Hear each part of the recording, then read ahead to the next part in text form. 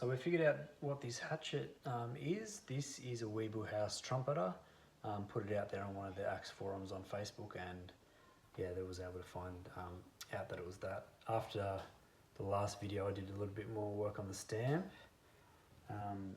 using one of these whetstone pucks.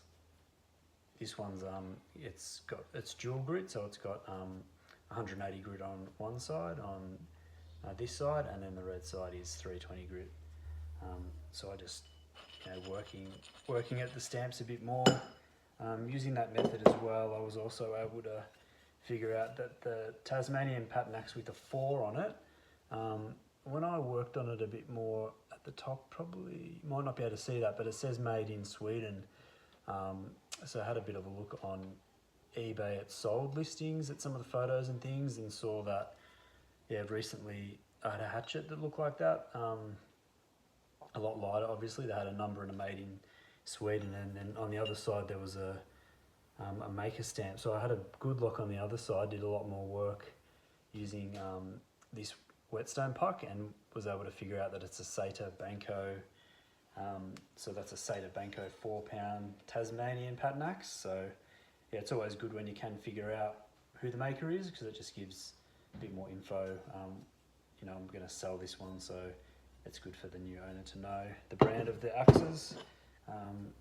Weeble House, Sata Banco, and even this little no-name hatchet does have I was able to find, doing a bit more work on it, a weight stamp, so 1.5 pound hatchet there.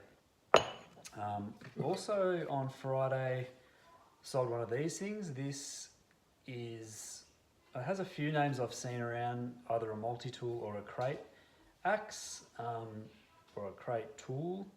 So yeah, it was sort of in pretty, rough condition. So I just, when I got it, gave it a bit of a sand, and I used my belt sander as well, just to clean up a little bit of that as well, and just hand sanded that and gave it a couple of coats of boiled linseed oil. And I just used my belt sander just to clean up. So the hammer, it's got a hammer, a pry bar or crowbar sort of side, and then an axe side. So I just did a bit of a clean up on the edges of them just to make it look a bit better. And then, yeah, that didn't take too long to sell, so I'll be posting that off tomorrow. Didn't find any axes this weekend, but did go to a garage sale yesterday and found this is an Australian made breaker bar by a brand called Sidchrome. I used to sell a lot of Sidchrome stuff back in about 2011. This one's made in Australia, so an old tool when Australia used to manufacture a lot of tools back in the day.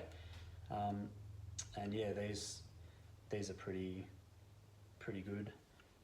It didn't cost very much. And then also what I found at that garage sale was just this Record #1 Vice, made in England, and it's in pretty good nick. A lot of paint still there, a little bit of surface rust, but that should clean up pretty nice. So just decided to get that because I was sort of struggling to find other stuff at some of these garage sales.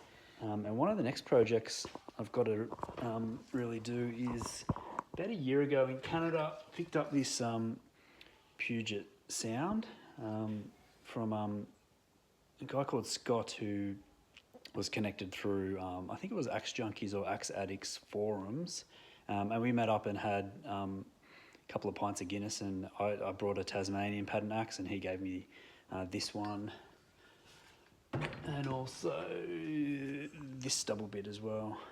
Both don't have any maker marks. This one has a little sort of flower symbol on it. So I've really got to try to hang them.